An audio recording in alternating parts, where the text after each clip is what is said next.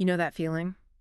The lights are low, there's a synth pad swelling in the background, probably in D major, and the speaker's voice is, cracking just a little bit with emotion. It's the altar call. The big moment, the crescendo. Exactly. And you look around the room, you see hands going up, people walking to the front, maybe there are tears. It feels huge. It feels like something real is happening. Like a tectonic shift. Right. But the source material we're getting into today kicks off with this really almost uncomfortable observation about that exact moment. It's the morning after problem, isn't it? Mm. Or maybe the 6 months after problem. Yeah. The source says the modern church is basically an Olympic-level athlete at the sprint, getting that initial decision, that first burst of passion. But not so great at the marathon. Terrible at the marathon. It argues we just haven't trained people for the long road. Which is where you get the passion flares then fades Yeah. phenomena. The zeal is there, absolutely. But the source says when the adrenaline wears off or when life gets genuinely hard. Right when the rent is due. Or a bad diagnosis comes in. A lot of those people just drift. They fade away. And the easy assumption, and I've made it myself, is to sort of blame them. You think, oh, they just weren't sincere, or it was pure emotionalism. But this text we're diving into, learning to intercede biblically and strategically, it just flips that whole idea on its head. It says, for most of those people, the sincerity was absolutely real. They meant it. So what's the problem then? The problem isn't a lack of sincerity. It's a failure of formation. Formation. Okay, that's a word we hear a lot. But what does the source really mean by that? Because when I think of spiritual endurance, I think of, discipline or deep theology or maybe a tough accountability group. I don't immediately think, oh, to survive, I need to learn how to intercede. And that's the big twist. The source argues we haven't given people what it calls the hidden architecture. They need to stay standing when the storm hits. Hidden architecture. I like that. And the core thesis is that the one tool that's missing, the thing that bridges a one-time decision to lifetime endurance, is deep biblical intercession. So it's like the outside of the building looks good, but the foundation is missing. Precisely. And this is the real aha moment from the get-go. Intercession isn't just a spiritual add-on. It's not, extra credit for the super spiritual folks. The text argues it's a mechanism that fundamentally shapes the person who is praying. It changes the prayer. It changes the prayer just as much as it changes the world around them. Maybe even more. Okay, so let's get practical. Most of us, if we're really honest, we treat prayer like a transaction. It's the vending machine model, right? I put in my request. And God hopefully dispenses the answer. And if the candy bar gets stuck, you kick the machine. Or you just walk away saying it's broken. And that is exactly why faith becomes so fragile. Because if your whole relationship is built on, I ask, you give, what happens when the answer is no or wait? The transaction fails, so the faith crumbles. Yes. But this source defines intercession totally differently. It calls it alignment. Alignment. So not pulling God down to my agenda, but pulling myself up to his. That's a good way to put it. The source uses two heavy hitters to make the point. Abraham and Moses. Take Abraham in Genesis 18. He's interceding for Sodom. The famous negotiation scene. What if there are 50 righteous people? 40? 10? It almost sounds like he's haggling. It does sound like haggling on the surface. But the source says, look closer at what's happening to Abraham in that conversation. He's not changing God's character. God is already just and merciful. So what's happening? Abraham is being shaped by the conversation. He's standing there looking at a city that absolutely deserves judgment, but he's talking to a God of mercy. And in that tension, Abraham is learning to hold justice and mercy together.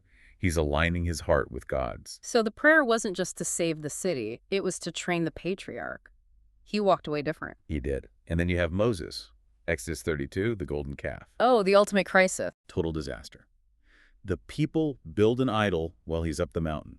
And God says, step aside, Moses. I'm going to wipe him out and start over with you. Which, that had to be a tempting offer. Of course. But Moses steps into that gap. But notice how he prays. He doesn't try to manipulate God. He appeals to God's own character, to his reputation. He has to feel God's holiness. He's furious. He smashes the tablets. But he also has to carry God's love for the people. That pressure is what formed him. So intercession isn't just asking for stuff. It's standing in that gap between how things are and how they ought to be. And that leads to this idea of creation theology the source mentions. It's a Right. little deep, but it's really important. It argues that humans were originally designed to be priestly mediators. Okay, priestly mediators. Break that down. What does that mean? Go back to the garden. We were put there to, steward it, to stand between heaven and earth, representing God to the world and offering the world back to God. So when we intercede, we aren't just doing some religious task. We're stepping into our original design. It's who we are. It's identity, not just activity. It's like a fish swimming. That changes everything. It's not a chore, it's what you were built for. Right, and it's a big but, the source does not sugarcoat this. It talks about the cost. And honestly, it sounds exhausting. Unbearable vocation. That was the phrase that stood out to me. It's not exactly a great slogan for a prayer meeting, is it? Come join us, it's unbearable. No, but it's honest. True biblical intercession puts you in a place of extreme tension. You're standing right between God's perfection and humanity's brokenness. You feel the weight of both. Let's go back to Moses, because the source really lands the point with him. Okay, so he's not detached. He's not floating on some spiritual cloud. He feels the people's betrayal. But then he prays one of those intense lines in the entire Bible. If you will forgive their sin, but if not, please blot me out of your book. Blot me out. Just think about that. He's offering his own eternal standing, his legacy, his very existence for people who just rejected him and God. The source calls it solidarity unto loss. That's the phrase. Willing to lose for the sake of the people you're praying for. That's the cost. It's not safe. And the text connects this straight to the prophets. It calls prayer the womb of prophecy. The womb of prophecy. That's a powerful image. What does it mean in practice? It means you earn the right to speak to people by first weeping for them. Before Jeremiah ever spoke a word of judgment, he'd spent years weeping for Israel. He's literally called the weeping prophet. Exactly. And Ezekiel is the watchman. The point is, you can't have authority until you've prayed with brokenness. If you skip the weeping and go straight to the correction, you're just a critic. You're not prophetic, you're just noisy. That explains so much. You see a lot of truth-telling online that just feels cold and harsh, and then you hear someone else say a hard thing, but it cuts you to the heart in a good way. The difference is the tears. One is speaking from annoyance, the other is speaking from a place of love born in prayer. Okay, so this is deep, it's costly, it's identity forming, but I can hear someone listening right now going, okay, I get it, this is terrifying and amazing, but how? If I'm not just supposed to freestyle my anxiety at God, what do I actually do? And that's the pivot to the practical. The source introduces scripture-shaped prayer. The rule is, pray promises, not preferences. Pray promises, not preferences. I like that. But does that mean I can't pray for, a parking spot? No, of course you can't. God cares. But that's not the kind of intercession that forms you. Strategic intercession starts with what God has already said. It's about reminding God of his promises. Which always sounds a bit arrogant, right? Hey, God, just in case you forgot. It's not because he has amnesia. The source is clear on that. We do it for us. It's an act of covenant memory. When we say, God, you promised to be a refuge, we're anchoring our unstable feelings to his stable word. It stops the anxiety spiral. It does. And to help with this, the source gives us something it calls prayer templates. It literally calls them training wheels. I love that analogy because when I try to pray for more than 5 minutes, my mind just wobbles. I'm making a grocery list or worrying about an email. We all do. The template isn't legalism. It's structure to keep you going. The source lays out 6 steps. Okay, let's walk through them. Step 1. Adoration. Start with who God is. God, you are faithful, not God, I need. Got it. Step 2. Alignment. Your kingdom come. You're submitting your agenda at the door. Step 3. Promise.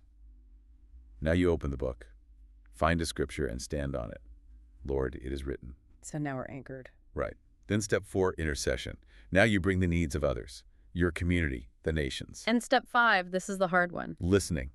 The one we all skip. The silence. The essential silence. And finally, step 6 is trust. Surrendering the outcome. Let's just stay on step 5 for a second. Listening.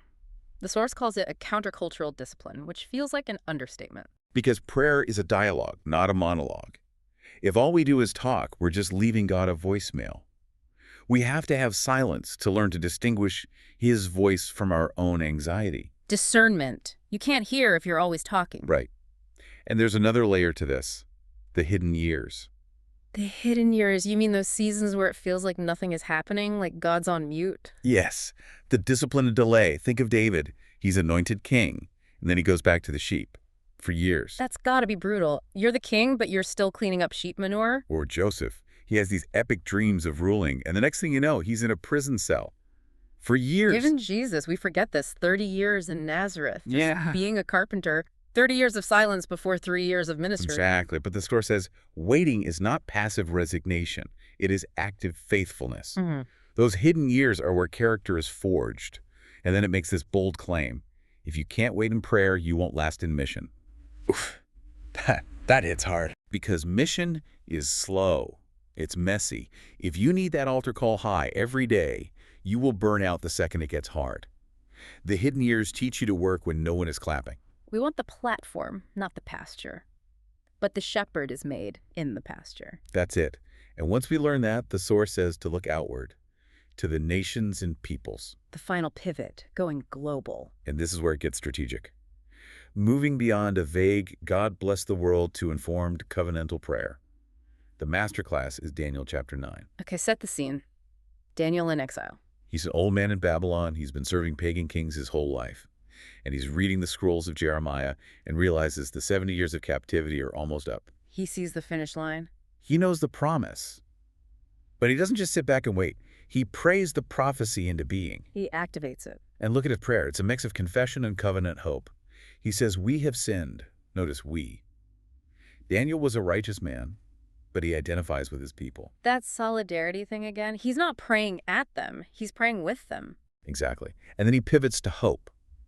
God, do this for your own name's sake. He appeals to God's reputation.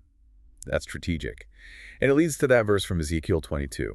I looked for someone to stand before me in the gap. The gap, like a breach in a wall. That's the image.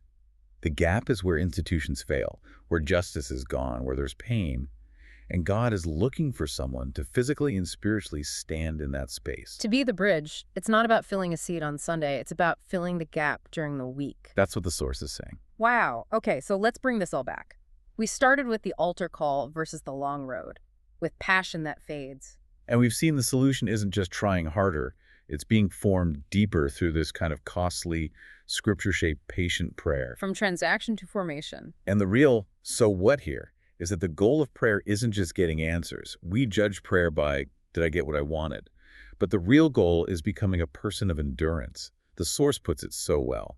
The promise does not change, but the one who prays does. That's it right there. You are the one being changed. You are. You're becoming steadier, deeper, someone who can handle the weight of suffering without cracking. So for everyone listening who might be feeling inspired or, maybe a little convicted, what's the actual next step? We don't want this to be another one of those moments that fades. Right. The call is simple. Don't just get excited. Get formed. Start small. Pick one promise from Scripture this week. Use that 6-step template. Or just carve out 5 minutes of actual silence. Put on the training wheels. Put them on. And don't hate the hidden years.